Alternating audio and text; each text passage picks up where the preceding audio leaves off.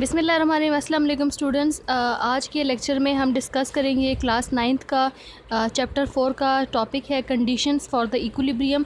Previous lecture में हम लोगों ने डिस्कस किया था कि इक्विलिब्रियम क्या होती है और बॉडी जो है वो कब इक्विलिब्रियम में होती है, ऐसी कौन सी स्टेट्स होती हैं जब बॉडी इक्विलिब्रियम में होगी। ठीक है, आज उसकी कंडीशंस पढ़ेंगे। दो कंडीशंस होती हैं for the body to be in equilibrium. आज उसकी फ़र्स्ट कंडीशन पढ़ेंगे और अपने नेक्स्ट लेक्चर में हम उसकी second condition for the equilibrium पढ़ेंगे। ठीक है, तो थोड़ा सा रीकैप कर लें कि what is meant by equilibrium.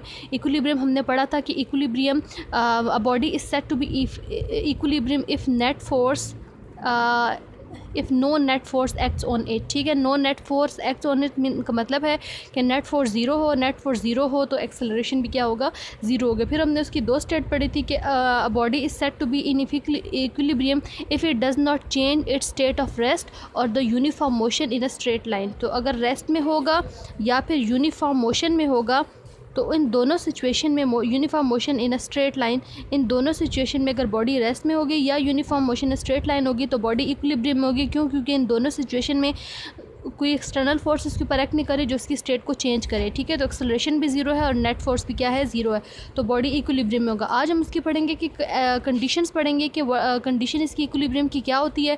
तो हम यहाँ पे फर्स्ट कंडीशन पढ़ते हैं इसकी। For the body in equilibrium it must satisfy the certain conditions and there are two conditions for the body to be in equilibrium. It is the first condition for the equilibrium of the body is that if all the net force और the resultant of the force acting on it is zero. ठीक है, अगर resultant of force क्या होगा, zero होगा। Resultant of force का क्या मतलब है, रिजल्ट यानी फोर्सेस का रिजल्ट, यानी एक या एक से ज़्यादा अगर किसी बॉडी के ऊपर फोर्सेस एक्ट कर रही होंगी और वो सारी की सारी फोर्सेस जो हैं वो इस तरह एक्ट कर रही हैं कि इक्वल इन मैग्नीट्यूड है, ऑपोजिट इन डायरेक्शन है, या वे फोर्सेस एक दूसरे को बैलेंस कर रही है, या अगर हम उन फोर्सेस का रिजल्टेंट फाइंड करें तो वो फोर्सेस का रिजल्टेंट क्या होना चाहिए, ज़ीरो होना चाहिए।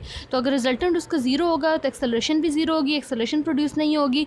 ठीक है, हमने न्यूटन सेकंड लॉ में पढ़ा एक्सेलरेशन उस वक्त प्रोड्यूस होती है जब बॉडी के ऊपर नेट फोर्स एक्ट करती है। ठीक है, according to Newton first law of motion कि अगर बॉडी के ऊपर नेट फोर्स नहीं है तो इसका मतलब है कि वो अपनी स्टेट ऑफ अपनी जो रेस्ट स्टेट है, ये यूनिफॉर्म मोशन है, उसको कंटिन्यू रखेगा। ठीक है, तो हम फर्स्ट कंडीशन ऑफ इक्विलिब्रियम ये है कि all the resultant of the forces acting on the body must be equilibrium then the body is set to be in equilibrium. हम first condition for the equilibrium की statement देखते हैं।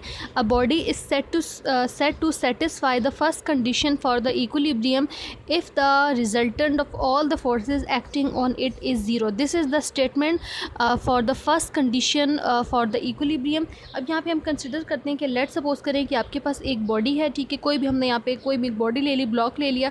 अब इसके ऊपर काफ़ी सारे फोर्सेस एक्ट कर रही हैं। ठीक है, F1 F2 F3 और F4 फोर्सेस। ठीक है, यहाँ पे हमने ले लें कि इस ब्लॉक के ऊपर यहाँ पे आप फोर्सेस देखें, चार फोर्सेस एक्ट कर रही हैं, F1 F2 F3 और F4। अगर लेट सपोज करें कि ये सारी फोर्सेस इस तरह की हैं, लेट सपोज ये 2 न्यूटन की है, ये भी 2 न्यूटन की है, ये 5 न्यूटन की है और ये भी 5 न्यूटन की है। ठीक है, तो ये अब अगर हम इसको देखें, अब इन फोर्सेस का अगर रिजल्टेंट फाइंड करें, देखें ये दो फोर्सेस जो हैं F1 और F3 जो फोर्सेस हैं। ठीक है, अगर आप इनकी डायरेक्शन देखें तो इन दोनों की डायरेक्शन ऑपोजिट है, इन दोनों की मैग्नीट्यूड सेम है। ठीक है, तो इसका मतलब है ये दोनों फोर्सेस एक दूसरे को कैंसिल कर रही हैं, बैलेंस कर रही हैं। अब अपवर्ड और डाउनवर्ड वाली फोर्स को देखें, F2 और F4 को देखें। F2 और F4 भी ऐसी फोर्सेस हैं जो कि इक्वल इन मैग्नीट्यूड की फोर्सेस हैं। 5 न्यूटन की ये फोर्स है, ये भी 5 न्यूटन की फोर्स है। लेकिन F2 और F दोनों फोर्सेस की जो डायरेक्शन है, जो इस बॉडी के ऊपर एक्ट कर रही है, उसकी डायरेक्शन ऑपोजिट है। तो इसका मतलब है F2 और F4 भी एक दूसरे को बैलेंस कर रही है। तो यहाँ पर अगर हम लोग इसका रिजल्टेंट फाइंड करना चाहें, ठीक है, रिजल्टेंट के लिए हम ये वाला सिग्मा साइन यूज़ करते हैं। इसे कहते होते हैं समेशन भी कहते होते हैं या फिर सिग्मा भी कहते होते हैं। ठीक है, समेशन का मतलब होता है सम।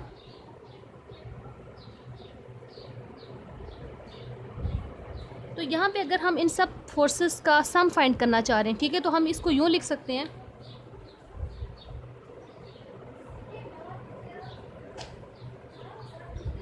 ठीक है, हमने सारी फोर्सेस को यहाँ पे सम कर लिया, F1 F2 F3 और F4 को यहाँ पे सम कर लिया। ठीक है, अब यहाँ पे हम इसमें वैल्यूज़ पुट कर देते हैं। F1 की वैल्यू है 2 न्यूटन, क्लियर, और यहाँ पे जो F2 है उसकी वैल्यू कितनी है, 5 न्यूटन, क्लियर। यहाँ पे हम F3 की वैल्यू लिख लेते हैं। F3 की वैल्यू 2 न्यूटन है, F1 की इक्वल ही है लेकिन उसकी डायरेक्शन ऑपोजिट है।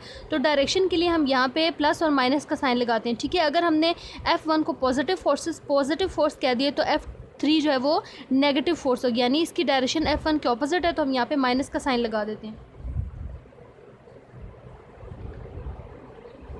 क्लियर। और F4 को अगर चेक करें तो F4 जो फोर्स है उसकी भी मैग्नीट्यूड 5 न्यूटन है और F2 के ऑपोजिट है, तो यहाँ पे हम माइनस का साइन लगा देते हैं, माइनस यूज़ करते हैं फॉर द डायरेक्शन, ठीक है। अब अगर इन सब को सम करें तो आप इन सब को अगर सम करेंगे तो ये +5 -5 कैंसिल हो गए, +2 और -2 कैंसिल हो गए, यानी अगर इन फोर्सेस का हम देखें तो हमारे पास आंसर आ रहा है 0 न्यूटन, ठीक है।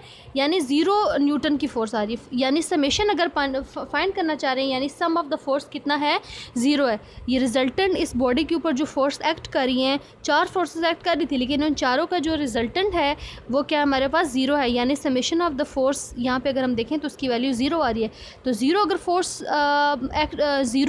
ज़ीरो का मतलब ये है कि इस बॉडी के ऊपर 4 फोर्सेस थी लेकिन चारों का जो रिजल्टेंट है वो 0 है, तो इसका मतलब ये है कि ये बॉडी किस में होगी, इक्विलिब्रियम में। यानी ये भी जो हमने यहाँ पे ब्लॉक या बॉडी को कंसिडर किया हुआ है इसको हम कहेंगे कि ये first condition for the equilibrium को सेटिस्फाई कर रहा है। क्यों? क्योंकि उसके ऊपर जो रिजल्टेंट है सारी फोर्स का 0 है, ठीक है। अब यहाँ पे हम इसकी जनरल इक्वेशन लिख लेते हैं कि एक या एक से ज़्यादा फोर्सेस बॉडी के ऊपर एक्ट करती हैं, ठीक है। ये तो हमने यहाँ पे 4 फोर्सेस ले ली, 2 हो सकती हैं, 3 4 5 6 ज़्यादा फोर्सेस हो सकती हैं। अगर यहाँ पे n नंबर ऑफ़ फोर्सेस होंगे तो हम यहाँ पे इक्वेशन को कैसे लिखेंगे, को अब कैसे लिखेंगे, F1 F2 F3, क्योंकि फोर्स जो है वो वेक्टर क्वांटिटी होती है, तो हम इसके ऊपर जो है वो वेक्टर क्वांटिटी को रिप्रेजेंट करने के लिए हम यहाँ पे एरो हेड लगाएंगे, ठीक है। फोर्सेस के ऊपर एरो हेड यहाँ साइन लगा दें।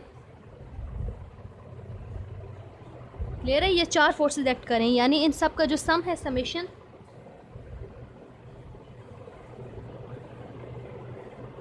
ये जो यहाँ पे मैंने साइन यूज़ किया है इस सिंबल, ये ग्रीक लेटर है, ठीक है। इस सिंबल को कहते हैं sigma and this sigma is use for the summation, ठीक है। समेशन के लिए यूज़ करते हैं समेशन, और ये ग्रीक लेटर है इसे हम पढ़ते हैं सिग्मा, ठीक है। इसका सिंबल इस तरह का है। समेशन का मतलब होता है सम से निकला, यानी जब हमने ज़्यादा फोर्सेस या कोई भी चीज़ को सम करना हो, प्लस करना हो, तो हम यहाँ पे ये सिग्मा का साइन यूज़ करते हैं, ठीक है। ये फर्स्ट कंडीशन थी for the body to be in equilibrium. अब हम यहाँ पे लिख लेते हैं क्योंकि फोर्स एक वेक्टर क्वांटिटी है और वेक्टर क्वांटिटी को जब हम फोर्सेस में उसके मैग्नीट्यूड में रिजॉल्व करते हैं तो उसका एक्स कंपोनेंट होता है और एक वाई कंपोनेंट होता है, ठीक है। एक्स और वाई कंपोनेंट दोनों परपेंडिकुलर कंपोनेंट होते हैं। तो हम यहाँ पे देखते हैं कि अगर बॉडी के ऊपर एक्स कंपोनेंट की फोर्स भी 0 होनी चाहिए और एफ एक्स भी 0 होना चाहिए और एफ वाई भी 0 होना चाहिए, यानी हम दोनों फोर्सेस की मैग्नीट्यूड को चेक करेंगे, एफ एक्स को भी चेक करेंगे, यानी एक्स डायरेक्शन में अगर उसके ऊपर फोर्स एक्ट करी तो वो भी 0 होनी चाहिए, और अगर वाई डायरेक्शन में उस बॉडी के ऊपर फोर्स एक्ट करी तो वो भी 0 होनी चाहिए। तो तब जो फोर्स है वो हमारे पास क्या होगी, बॉडी जो है वो इक्विलिब्रियम में होगी, ठीक है। तो हम यहाँ पे उसकी इक्वेशन को थोड़ा इसको फर्दर एक्सप्लेन करते हैं। हमने उसको लिख लिया कि the first condition for the equilibrium can also be stated in terms of the X and Y component of the force acting on a body. पहले हमने यहाँ पे लिखी कि एक्स डायरेक्शन में जो फोर्स बॉडी के ऊपर एक्ट करी है वो 0 होनी चाहिए, ठीक है, अगर n नंबर फोर्स एक्ट करी है। और सेकंड हमने लिख लिए कि Y component for the force लिख लिए, ठीक है। यानी आप फर्स्ट वाली को लिख सकते हैं समेशन ऑफ एफ एक्स जो है वो 0 होना चाहिए, क्लियर, और समेशन ऑफ एफ वाई, यानी एफ डायरेक्शन में फोर्स डायरेक्शन दोनों में जो फोर्सेस हैं वो 0 होनी चाहिए, तो तब बॉडी जो है वो इक्विलिब्रियम में होगी। अब यहाँ पे हम उसकी 2-3 एग्जांपल देख लेते हैं कि फर्स्ट कंडीशन में कौन कौन सी बॉडीज़ हैं जो कि इक्विलिब्रियम में होती हैं। First condition for the body, the first condition for the equilibrium के लिए हमने यहाँ पे पहली जो इसकी एग्जाम्पल लिखी है, book lying on a table, ठीक है। तो ये book lying on a table जो होगा उसके ऊपर भी नेट फोर्स 0, अगर हम लेट सपोज करें कि हमने यहाँ पे बुक ले ली है जो कि टेबल के ऊपर पड़ी हुई है, ठीक है। तो अगर हम यहाँ पे देखें तो ये रेस्ट पे है, रेस्ट पे, इसका मतलब है इसके ऊपर नेट फोर्स 0 है, ठीक है। कैसे नेट फोर्स 0? आप देखें इसके ऊपर तो फोर्स एक्ट कर रही है, इसका जो वेट है वो डाउनवर्ड है, ठीक है, लेकिन according to Newton third law यहाँ पे इसका जो रिएक्शन है वो भी अपवर्ड डायरेक्शन में एक्ट कर रहा है, ठीक है।